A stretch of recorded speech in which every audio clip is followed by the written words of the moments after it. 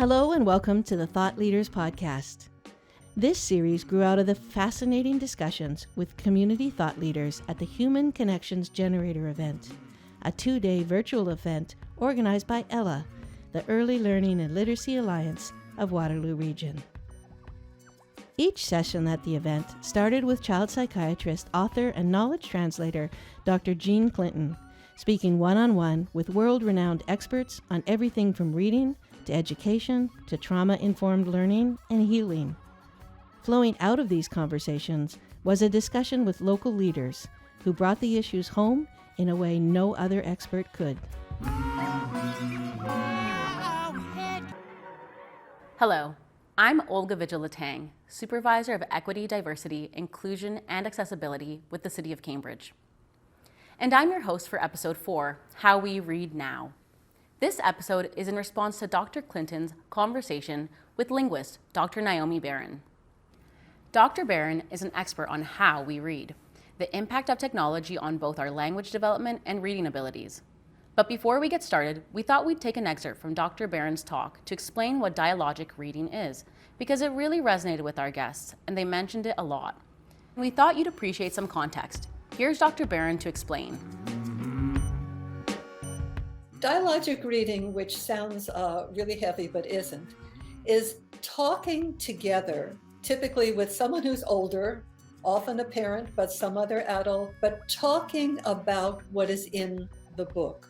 So as you're reading, to stop and ask questions rather than just do all the talking yourself. One of the reasons that we read with young kids, that we encourage so much reading with very young kids, is to help develop their linguistic abilities. And what better way than to give them the opportunity to talk in a context that has somebody friendly, we hope, the adult who's there, that has shared experiences of you're reading the book together. You may have gone places together, so you remember that trip to the zoo, the trip to the farm, the trip to the grocery store, and so forth. Oh, tell me what you think is inside that can, rather than, do you think it's tomatoes? Yes, no. What do you think is in the can? Why do you think it's such and such? And that's what dialogic reading historically has been about. And it's what digital books, for their short existence, has not generally been good at. But there are ways to build in conversation. And you sometimes have to train, I mean that in the best sense of the term, adults, on how to do the kinds of questioning with a digital book that you would do with a print book.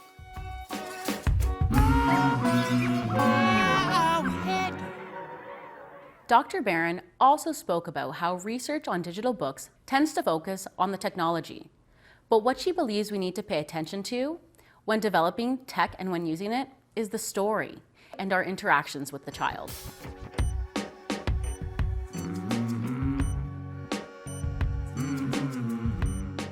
I'm really honored to be part of this conversation because I grew up in a household where my mom she only has a grade 3 education. And so reading was not a regular part of our household. And so when I had my child at a really young age, and it was something that I really was adamant that I wanted to introduce. So we spent so much time going to the libraries and picking up books, and even hearing the term dialogic reading was something that we did, but didn't have the vocabulary to use. So having these conversations, I think, is really important, and it's really empowering to realize that, it doesn't mean that, you don't have to be someone who's highly educated in a formal setting to be able to engage in these type of activities. You don't have to be someone who knows all the vocabulary or terminology. Really, I think you just have to have the desire and willingness to build those relationships with your children, your grandchildren, and I think it makes a big difference. Dr. Clinton was then joined by Moraa Mochama, an app developer, writer, and mom, and Marjorie Knight, a family outreach worker with House of Friendship, also a mom and grandma. They had some insights on Dr. Baron's talk, but also lots of self-discovery, which I think many of us can relate to. Moraa starts off the discussion.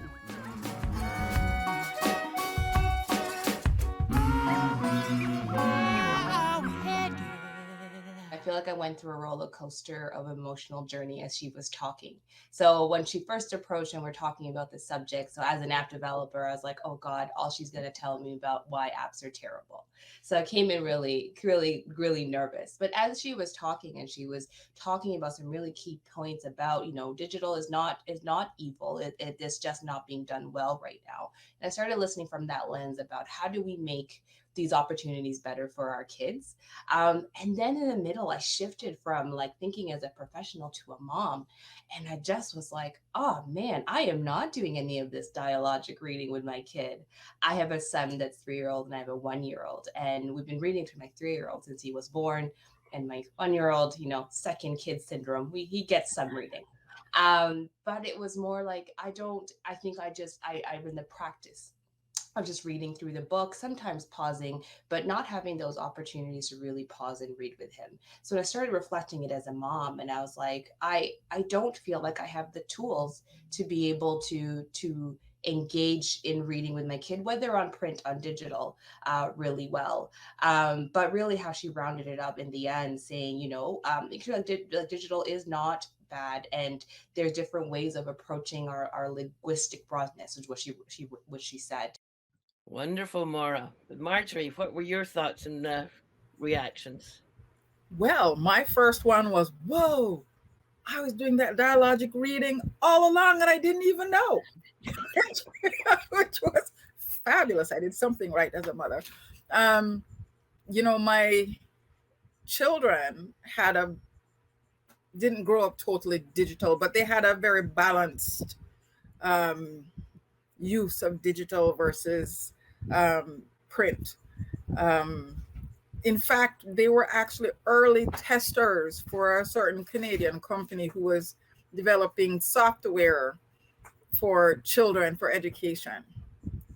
And that was an interesting point in time, and seeing how my children learned on the screen, not as well, but they were quite distracted and had a good time. Now, what's interesting is now I'm a grandmother and I have a 2-year-old grandchild, and I am appalled at how much screen time this child has. She swipes better than I ever will. And I sit there going, man, how are they going to balance this? To me, sitting down with a child and reading a book, a paper book, is one of the most important things you can do with your child. And I watch my daughter do more of that digitally than she does in the book. And I'm wondering, how will this affect her later on? I mean, she's only 2. But, the thought and hearing the words of she will read when she's ready and catching up is not an issue kind of makes me take a deep breath and go, okay, panic, can step back from the panic. But it really is a battle going on in me with this digital versus book. Yeah, I found her, Marjorie, at the talking about how during the pandemic the digital sales went up, but now parents are buying books for children. So this joy of being a nana, being a grandma, is a balancing act between turning up with books from the library that are hardcover to give a subtle, gentle message, and you doing your dialogic reading with the little one. It's I have the same concerns as you have, and I wish I could have gone deeper with Dr. Baron about if kids are predominantly digital, with the poor digital work that's available for kids now, is affecting the development of their reading brain. I think that's what many of us are still concerned about. But the beautiful antidote is right there between the pages. Maura, have you got some other thoughts that you were? Yeah, I'm hearing you two talk about your positions as grandmothers. I think it's endearing because this thing it reminds me of my own how I see my mom with my own child. And it's natural that reading in print is what would is more comfortable for her. And as I was thinking through this, and I was seeing in the comments about, whether this experience of reading to your child from a digital perspective or having them experience reading in a digital format, it really is generational, right? So I'm a proud millennial. I will say for those in the room, which means I grew up with technology and I'm very comfortable with it. In the same way, Marjorie, you're seeing your 2-year-old granddaughter being able to really easily swipe through screens. I'm also shocked to be able to see my 3-year-old, even a little bit my 1-year-old, kind of naturally understanding what's going on. But it's not too much of a shock to me because I grew up with this technology. So where my challenge is, both mostly as a parent, I'm thinking of this as a parent, is I don't think I have the tools necessary to know how to use technology with my child with reading. Right. I don't I the first time I'm hearing about dialogic reading, right? Even when you read in print, I don't think I had necessarily the tools to know how to engage with my child as they read the book. So I don't know if the blame really or any is really on the tool, whether it is digital or print. Um, More so is like I feel like there should be more focus on either the parent or the caregiver in terms of giving them the tools to be able to engage in literacy with your child. And I think that's where I'm hoping the focus will shift to, rather than, it's better to be on print versus digital. It's more in your preferred mode, what works on your family. Do you have the tools to be able to support your child, or the child in your life through that process? And I think I there's not enough information, and my concern is that there's more shame tactics rather than support tactics for parents. And anybody on the call that's been a parent of young children during this pandemic, you are going through weekly battles with yourself about how much your child is on the screen. We were really great with our first child and trying to keep him off strings till he was 2 years old, and he turned 2 right at the start of the pandemic. So we're like, here you go. The research says you're okay to go on it now. But we've struggled with our 1-year-old about keeping him off screens, because we know what the effect is. So what parents do is try to make screen time less guilt-free experience for themselves. So if I put you on an educational app, where you might learn some of these literacy skills, I'm going to feel better about putting you on there. But the challenge is we're still not giving people tools to be able to engage with these literacy apps. I can put my 3-year-old on Khan Academy to learn something, but I'm using it more as I need 15 minutes to get dinner ready, as opposed to a chance for you and I to get to know each other. So how do we equip parents and caregivers to be able to use digital tools to support literacy, especially in young kids? Wow, Mara, that's just profound. I love what you're saying. Unintended parent shaming is what so many young parents must be going through, because of course you've turned to digital to make it through these crazy times. But another great point that you make, and I think it's something that the community can take up, is that dialogic reading you absolutely can do if you've got a digital text that isn't all bells and whistles and distractions. But here you go, Maura. Here's your challenge as an app developer. You heard some of the key things that are important for digital to be a part of a learning experience. So thank you so much for that. Absolutely. But when you say talking to kids, talking how, talking where, are you talking at or talking to? So just talking is not a relationship. Dialogic reading, though, really does build a relationship because you're asking questions, you're inviting a dialogue. You're both invested in this book and each other and what you think and how is it going to go, and is the dog going to jump over the fence or the cow or the moon. There becomes a discussion. When there's a discussion and backing and forthing, you're developing a relationship. You're learning about each other. You're really making a relationship. I can talk all day at somebody, not make a relationship with them because I'm talking at them. So talking alone will not make a relationship. It's your intent and how you use your conversation. And I am just in love with the dialogical reading now, that, especially now that I know I do it. It's fabulous. And yes, absolutely relationship building. Beautiful. What a great description of the different things. We know from the research that we spend a lot of time, Marjorie, I call it being the party poopers of our kids' lives. We tell them to do this, do that, pick that up, go on here, this, blah, blah, blah, blah.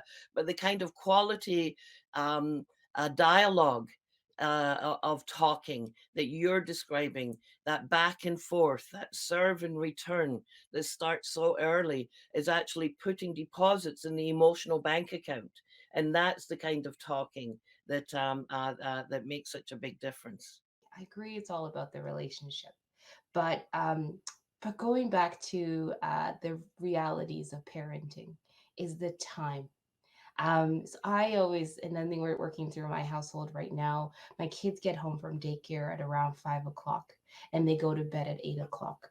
Between 5 and 8, I have to prep dinner, get them ready. Maybe it's a bath day. We have to do bath day. And in there's got to be some playtime, whether we're going outside or not. And if we're going outside, it's going to take 20 minutes to get them dressed.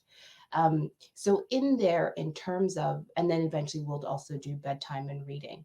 So as we go through all those steps and those motions, there is a lot of what Marjorie is saying is talking at, right? Like sit at the table, eat your food, come downstairs. Then it's like, let's go play now. Now it's like, no, it's our chance to build relationships. But I've just spent 45 minutes talking at you and correcting your behavior. So now how do I have now pivot that and try to have this positive interaction with you, either at playtime or as we're going to bed? Because right before bed, it's also go upstairs, put on your pajamas, brush your teeth, stop hitting your brother. Like there's all these things that you're doing. And then it's like, oh, now let's sit down and cuddle and read. But now he's like, but you've just spent most of the evening talking at me or yelling at me. So once again, back to the parents, like how do we, it's creating that time and that opportunity to be able to build that relationship. And sometimes it's easy to be like, oh, they're just 3 and 1, it's fine. But knowing that there is an impact at this age in terms of how those relationships that you're building. So, but for me, I keep going back to those tools, right? Like, how do we create those tools to be able to provide capacity in parents and caregivers' times to build those relationships as you're going through your day-to-day life? Because in an ideal world, I leave work, dinner is ready, all the laundry is done, the house is clean, and all I do is build and have a relationship with my kids. But I don't occupy the privilege and the space to be able to have somebody do that for me, right? I had to do that myself. So how do I foster that relationship and still execute day-to-day life? And it's more a therapy session. I'm just figuring that out, right? Because I do think it's important. And somebody made reference to the Cuddle and Read program. I don't know if I'm referencing that right, which I think is so important. And even what Dr. Baron had said, because that time when we have those print books right before bed, we are sitting down and cuddling and reading. And that is such an important moment for us, right? Because I am building that relationship with my kid where they know, yeah, mom, you've been kind of snippy at me for 3 hours, but now you're showing me that this is a safe space to be in, is in your arms as we read this book. So it's just figuring out how do I foster that relationship all the way up to the point where I'm actually reading with my child. You've been listening to the Thought Leaders Podcast, featuring Dr. Jean Clinton in conversation with Moraa Mochama, an app developer, writer, and mom, and Marjorie Knight, a family outreach worker with House of Friendship, also a mom and a grandma. This podcast is an extension of the Human Connections Generator event, brought to you by Ella. We rejoin the conversation as Marjorie speaks about parental guilt and shame. The parent shaming is real. It is real. My children had problems reading, which is how we ended up getting in this group of kids who were testing um, uh, software for learning for children. They did okay with it, but what I had done in the end was that I cut out a period of time every day. That was our reading time, and we would go outside and we would sit down and be comfortable, and we would read books that were probably meant for children younger than they were, but it gave them confidence to be able to sound out the words and read them. And so we did this reading, remembering that I have read to my children from they were in my womb. I read to my children from then. And my children grew up in a house of readers. If you came into my childhood home on a Sunday, everybody was lying in their bed reading a book. That's just how it was. And I brought my children up accordingly, but they had problems with reading. And the school system really tried to shame me about their inability to read. They weren't reading fast enough for the age group that they were in, therefore, something was wrong with them. That was very real. And did Reader Rabbit help? Yes, it did to some extent. But I still feel that the actual reading with them, myself, with the same dialogical reading that I now know that I did, is what helped them to read. They're voracious readers today. They have other learning problems which cause problems in other realms, but not to do with their vocabulary or their reading. They're way off the charts, which through teachers, because how can they have that vocabulary if they can't do other things? You know, it's really an interesting thing. And I've interacted with other children in the community who have that problem, largely because their parents don't read. Their parents don't read in their language, much less in English, which is not their language of choice. So I meet a 9-year-old. I'm known for giving out books to everybody, who says, I don't want a book. Books are dumb. And books are dumb because she cannot read, because she cannot figure out how to do it. So what do? We played games. We played games how to sound out things that sounded the same. And for weeks and weeks, we played at these games where she could sound out this sound and know that cat sounded like bat, that sounded like mat, that sounded like whatever. Yeah. And she would come up and we would do it, and we would work our way around to a book. And, you know, it took a long time to help her to start to get reading and then get her the proper help to bring her up. But there are so many things that come into play, so that whether it is digital or it's a paper book, a lot has to do with the relationship of the person who is working with the child to read. So in a way, to me, in the end, it doesn't seem to matter which way it is. It matters the interaction of the caregiver, the parent, the friend, the sister, the cousin, the babysitter, and the child in question. Yes. Wow. You know, I love that. I love that. And again, the theme of relationships was so strong yesterday, and bringing that in. And Marjorie, you make such an important point about reading in your own language. You know, as we were talking to Anna Luz yesterday, and settlement, you know, many different cultures, people are arriving, and we need to be celebrating and encouraging that reading in their own language of origin is so important, because you can do that in a dialogic way. Even if you yourself can't read, you can get picture books and tell the story and bring that out. Is such an important point that you make. Fantastic. Moraa, what are your thoughts and reflections on this? Yeah, and as Marjorie is talking and giving that's just that example about this child and having challenges reading, and something that Dr. Barrett had brought up, and I'm glad you prompted it as well, Dr. Clinton, is around the issues of equity, in terms of being able to access digital tools for reading, or even print material.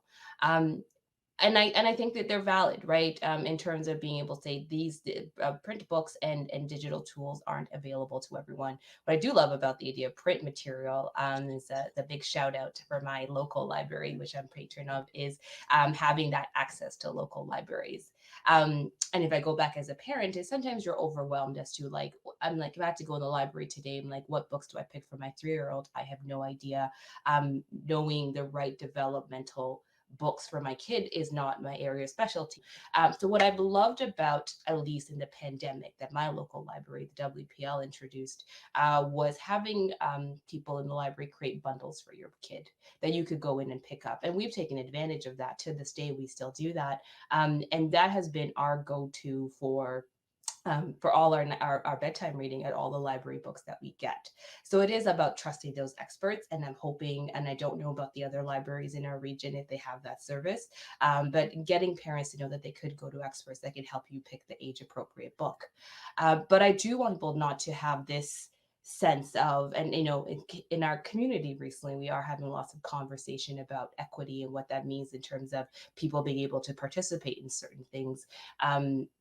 But I worry sometimes that the people that are hearing those conversations, overcorrecting and not realizing that there are probably other ways that people are already trying to address those issues. And I'll give a specific example. So I can't tell from this accent, but I am an immigrant. I was born in Kenya, which means like my parents are Kenyan as well. And I just know the example that my dad gave me in terms of growing up is his parents weren't literate, or at least his mother wasn't literate, or his grandma who lived wasn't literate. But what she would do when they would come home with their report cards, in terms of whether knowing whether they're doing well or not, she would get the kids to exchange report cards so the kids could read to grandma how the kids were doing.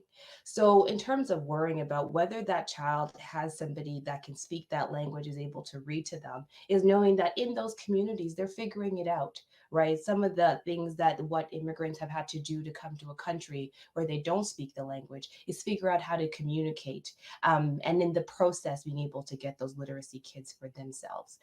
So I say it more out to caution because we have a great community that rallies around and makes sure that we are all having equitable experiences.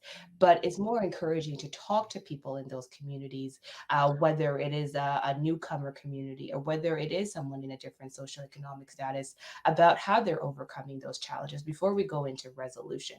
But it is, as long as you keep it in the forefront, that we don't all have the same opportunities and access to information.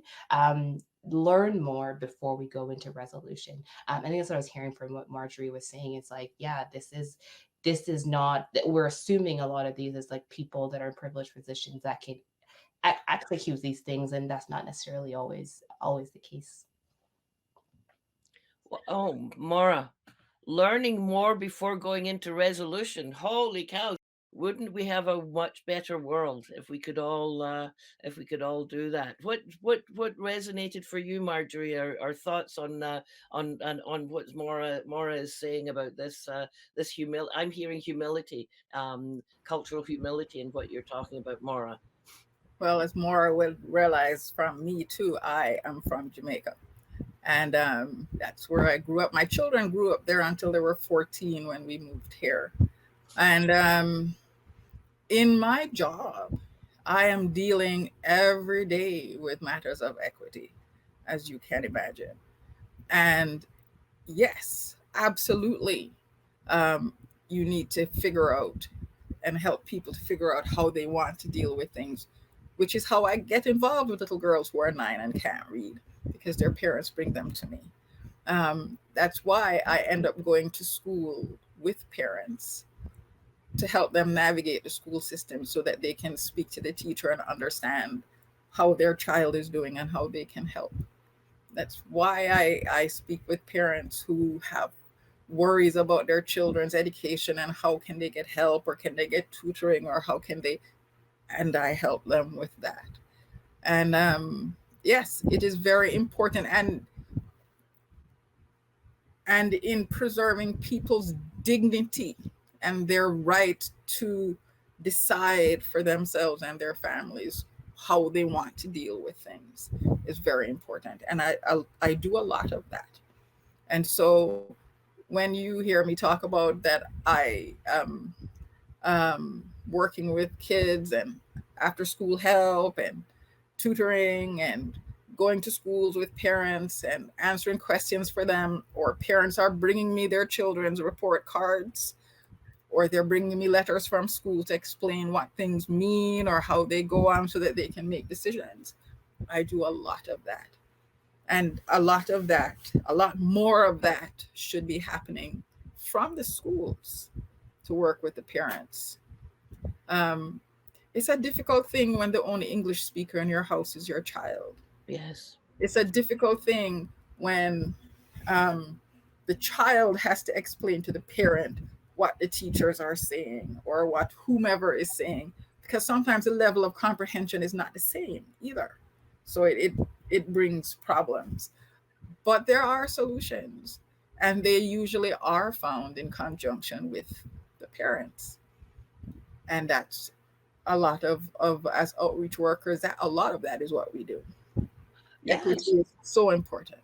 Yeah. So Marjorie, you speak of dignity, and I can just imagine, this how challenging it might be for newcomer families, because not being able to interact with around something that's so important to you, that's the love and the education of your children.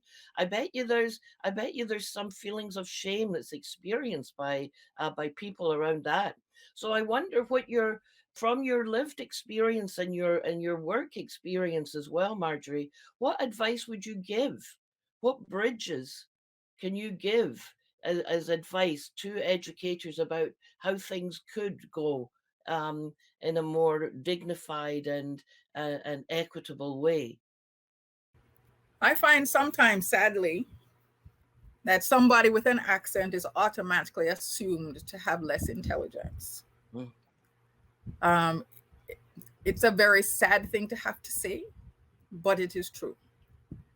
I speak to these children and I hear their level of discussion. Okay, their level of English might not be as high or as what you would think it should be, but there's nothing wrong with their brain. And they're very smart, they're good, they can do their work. They are definitely working at or often in cases above the level that they have been put into. And yet children come here and they're put down a grade. You know what happens to children who are bored? They don't work and they don't do things. And then next thing you hear that this child has to go into ESL, or they have to go into something with something to help them learn. There's nothing wrong with the child's brain, but assumptions have been made instead of really, if you want to give the child a test, give the child a test. Maybe not English, but give the child a test. You will be able to see that the child is good enough. That's the first thing they need to do. The second thing they need to do is, just because the parents don't speak English doesn't mean that they are less than intelligent either, which unfortunately seems to happen quite a bit too. I have had to go in and speak on behalf of parents, and I have gotten very mean and very noisy sometimes, because honestly, the disrespect that has been shown is unreal. People who are coming here speaking a second or a third or a fourth language. Moraa talks about her parents from Kenya. I have been to Kisumu many times in Kenya. And those little children go to school in 3 languages, because they go to school speaking Lua first. Then they learn English. Then they learn Kiswahili. They're going to school in 3 languages. Then they move to Canada, who says, oh, we better drop them a grade because we're not sure that, they're at that level. Have they even taken the chance to test the child to see what level they're at? No. These are assumptions that are made, and that needs to stop. Wow. So this move to education of education in terms of culturally appropriate and responsive practices is really being underscored here. Moraa, your reflections on that. Yeah, and I'm nodding a lot because I was like, Marjorie, do you know my story? Because that's exactly what happened to me when we came to this country. And in terms of being placed in a grade where whatever that was the age that I was supposed to be, the grade I was supposed to be based on my age. And my mom tells this story about, getting calls from the school that I'm being disruptive in the class, that I'm going around bothering the other children. And what was happening was I was finishing my work before everybody and I was bored. So I would go around and start trying helping the other kids or getting distracted by the class.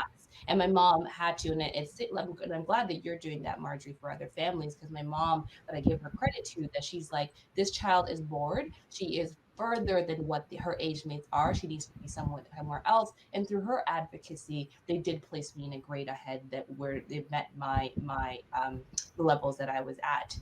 And the other part that you mentioned about ESL, that's the other thing they tried to do with our family. This family coming in with an accent, they tried to put us all in ESL, and my mom was like, "No, like I don't know if you know about colonization, but the British came to our country, and we grow up learning English from the minute that we are born. So part of that is getting people to, and I really like the idea, Marjorie, that you're saying about the testing.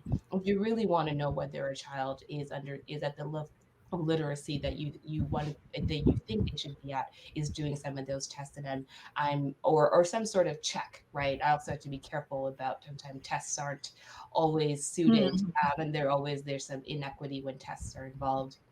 But I do want to bring it back. So as we're talking about this, I also want to make sure, like, a lot of the things that we're talking about is assuming that children's are also at the same level of ability. And with my 3-year old who was born premature and has progressed and is catching up all his developmental milestones except for his speech. And this is why this topic is even closer to my heart, where he is not where his peers are. So we're always looking for ways and tools to be able to bring him on board. But even as we bring him to his doctor's appointments, and even now with my 1-year old, there's always those questions of like, how many words does your child know?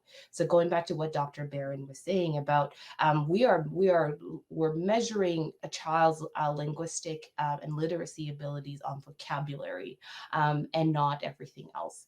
And so this is where now I have to give a plug to the therapist that I work with, the Kids Ability for my son, where they're always providing tools. And I always feel like I always have that mom shame where I was like, we're not doing enough. I'm not sitting down. He doesn't have these many words.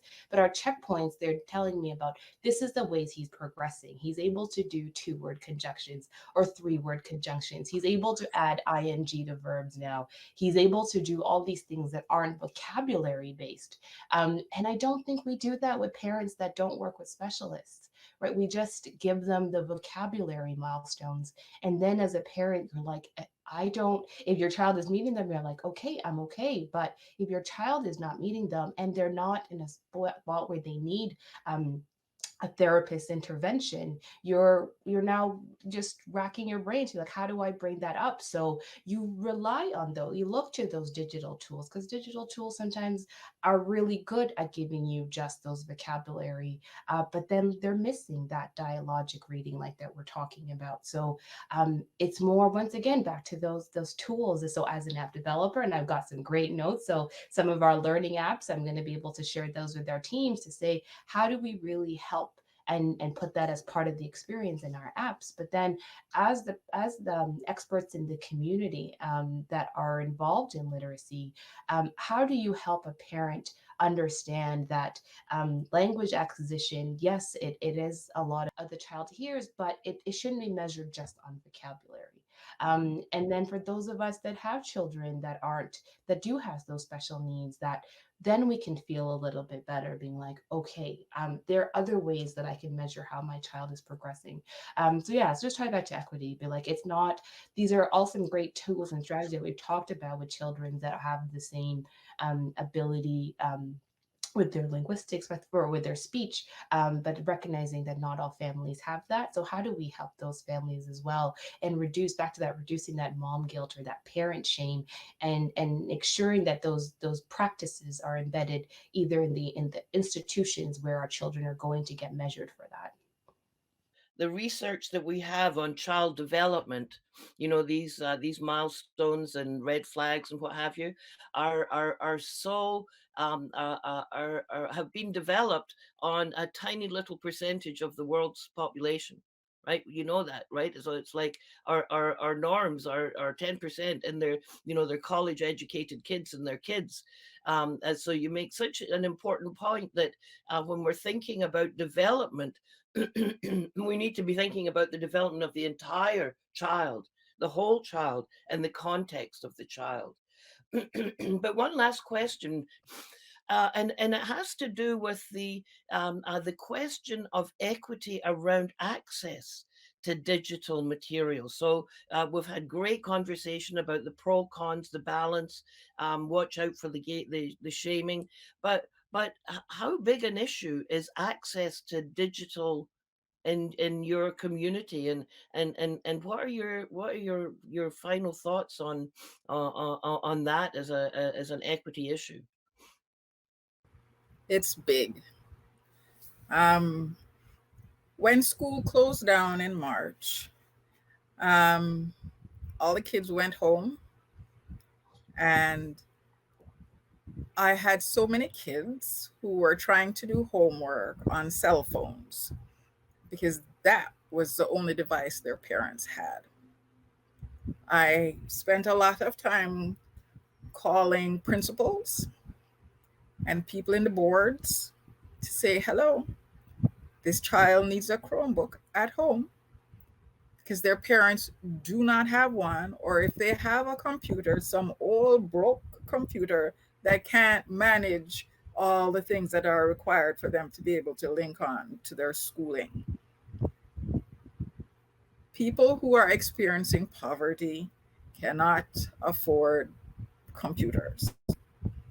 Or if they have a computer, it's somebody's hand-me-down that often just it's not fast enough to deal with what needs to be done for the schooling. And you cannot, I am sorry, you cannot be doing homework on a cell phone.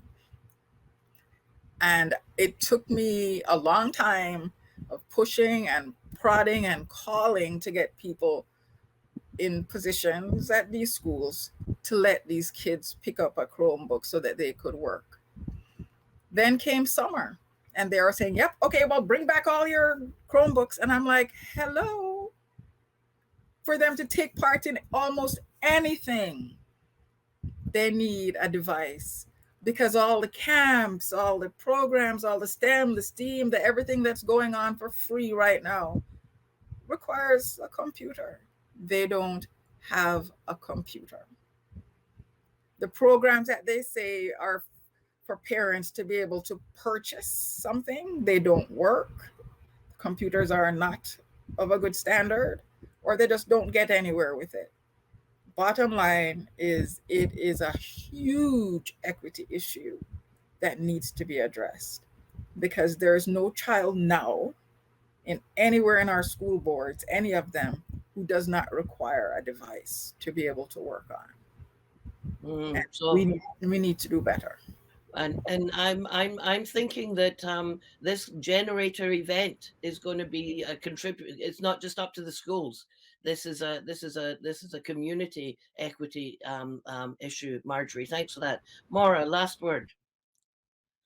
I don't know about anything to top that. Just more to definitely agree with Marjorie, and then maybe this will also just speak to as my professional experience is realizing that some of the what we're trying to do with our apps is creating, and the mission of our division is creating meaningful screen time experiences, because we know that those that have access to devices, that you are going to use them whether as a distraction for your child or for educational reason, having these screens.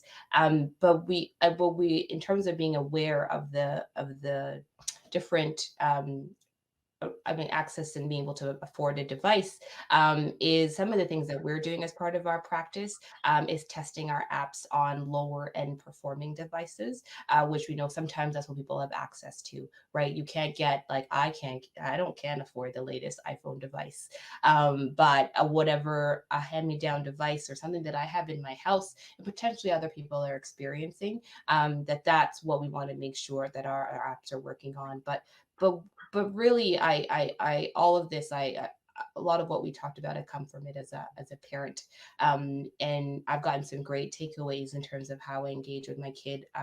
We're talking about digital, but in terms of even that dialogic reading, is taking that into doing the print reading with my child, because that's what we do at bedtime, because he's not allowed to look at screens right before bedtime, because that is just going to be a nightmare for everybody. But I go back to a lot of the attendees that are a part of the community and involved in this work, is just to say, is focusing on the tools for the parents. Wonderful. Well, I want to say a huge thank you to you, Marjorie, and you, Moraa. It's been a fascinating, wonderful, and exciting, and full of possibilities. Our conversation. What's really interesting about society and about education or about equity work, nothing works in a silo. Everything really intersects, and we can't just look at things from one lens. That's why it's so valuable to have people from so many different life experiences, so many different perspectives, to bring their thoughts and their contributions to these conversations. When we look at reading, it's not just picking up a book. It's, does my mom know how to read? Does my dad know how to read? Do my parents have the ability to sit with me? Am I able to find a quiet space at home without an interruption? Am I hungry? There are so many things that impact a child's ability to read. So having those different ideas and perspectives in the conversation, I think, helps us look at it from a really holistic point of view. You've been listening to the Thought Leaders Podcast, featuring Dr. Jean Clinton in conversation with Moraa Mochama, an app developer, writer, and mom, and Marjorie Knight, a family outreach worker with House of Friendship, also a mom and a grandma. This podcast is an extension of the Human Connections Generator event, brought to you by Ella. The host for this episode, Olga Vigil Letang, is the Supervisor of Equity, Diversity, Inclusion, and Accessibility for the City of Cambridge. There were a few themes that showed up over the 2 days of the Generator events. The discussion would start down one path and evolved into learning wisdom about something else. This talk was no different. While Dr. Clinton started this chat talking about what we and our children get out of reading a story together, and about how it improves language and reading skills, it also became about developing relationships. Sometimes we forget the whys and what of what we do as parents in the mess and busyness of our days. We hope this podcast has left you thinking about how we read now and why it matters. I also hope you enjoyed listening just as much as I enjoyed hosting. Let's keep this conversation going.